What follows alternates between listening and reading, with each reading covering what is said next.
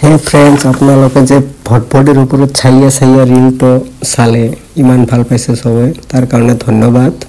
আৰু সিদিনা মই অলপ সৰুকৈ ব্লগ এটা কৰিবলৈ চেষ্টা কৰিছিলোঁ। আপোনালোকে চাই কেনে পায় অলপ জনাবচোন। ৰাতিপুৱা সিদিনা মৰ্ণিঙত ওলাই কিনে তেৰেপাৰাৰ পৰা তেল চেল ভৰাই আমি এয়া ঘূৰিপুৰ পাইছিলোঁ। আৰু প্লেয়াৰবিলাক গোসাইগাঁৱৰ পৰা আহিছিল ইমান ৰাতিপুৱাই বেচেৰাহঁত কষ্ট কৰি। আৰু বেপাৰী পট্টিত যাই কিনে এয়া ধুনীয়া শিখ ভাইসকলে বনোৱা গেটটো পাৰ কৰিলোঁ।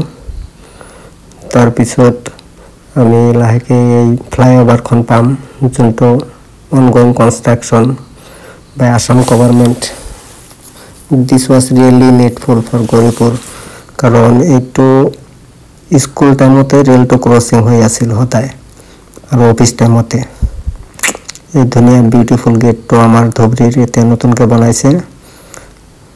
আৰু ইমান ধুনীয়া কুঁৱলী পৰিছিল সিদিনা, মজা পাইছিলোঁ। আৰু ছানডে আছিল, ধুবুৰী টাউনটো একদম ফাঁকা ফাঁকা লাগি আছিল, কাৰণে মজা। আৰু টাউনটো লাহেকৈ পাৰ হৈ যাই আছোঁ, পাৰ হৈ যাই কিনে আমি পঞ্চঘাটত যাই আছোঁ। তাৰমানে পঞ্চঘাটৰ পৰাই ফুলবাৰীলৈকে পায় না ভটভটিবিলাক, আমি সেইকাৰণে পঞ্চঘাটত আহিলোঁ। যাই কিনে ভটভটি ৰেডি পালোঁ, আৰু আমি 20-25 জন থকাৰ কাৰণে নাওটো তেতিয়াই এৰিব বুলি ক'লে, আৰু এৰি দিলে। আৰু তেতিয়াই সেইকাৰণে ৰিজাৰ্ভ নকৰিলোঁ। কিন্তু ৰিজাৰ্ভ নকৰি সিদিনা আমাৰ 1 ঘণ্টা লেট হৈ গৈছিল। কিয় আপোনালোকে চাব আৰু ভিডিঅ'টোত। ইয়াৰ মাজবাটত চেকপোষ্টটো থাকেই, তাতে চেকিঙত অলপ লেট হয়, এইটো নৰ্মেল কথা। আৰু তাৰপিছত এই যে এতিয়া ব্ৰহ্মপুত্ৰত পানী কমি গৈছে যে, ঠাণ্ডা দিন, সেই পানীৰ কাৰণে ফচি আছিল নাও। এয়া আপোনালোকে ব্ৰিজৰ দৃশ্য চালে, মানে কনষ্ট্ৰাকশ্যন ইমানখিনি হৈছে, আৰু এতিয়া ফচি যাই আছিল নাওখন। পানী একেবাৰে কমি গৈছিল না, মানুহে মাছ মাৰি মজা পাই আছিল, পানী একেবাৰে কম।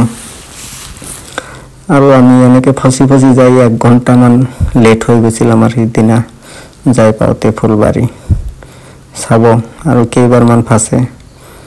মাজতে এয়া মাটিমাহৰ খেতি চালোঁ, ধুনীয়া, এইটো আপোনালোকে চাব পাৰিলে।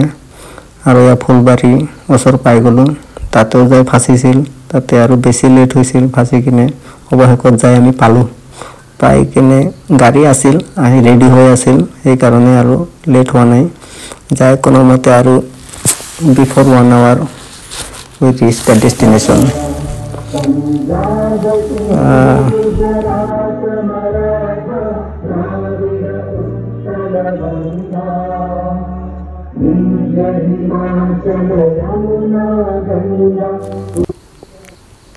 মেচটো যি উত্তেজনাপূৰ্ণ হৈছিল তামাম। আৰু লাষ্টত যাই আমি এখন গলত কিবাকৈ আৰু জিকিছিলোঁ, মান সন্মান ৰক্ষা কৰিছিল ইমান দূৰৰ পৰা যাই কিনে। আৰু ভিডিঅ'টো চোৱাৰ কাৰণে সকলোকে ধন্যবাদ। Thank U.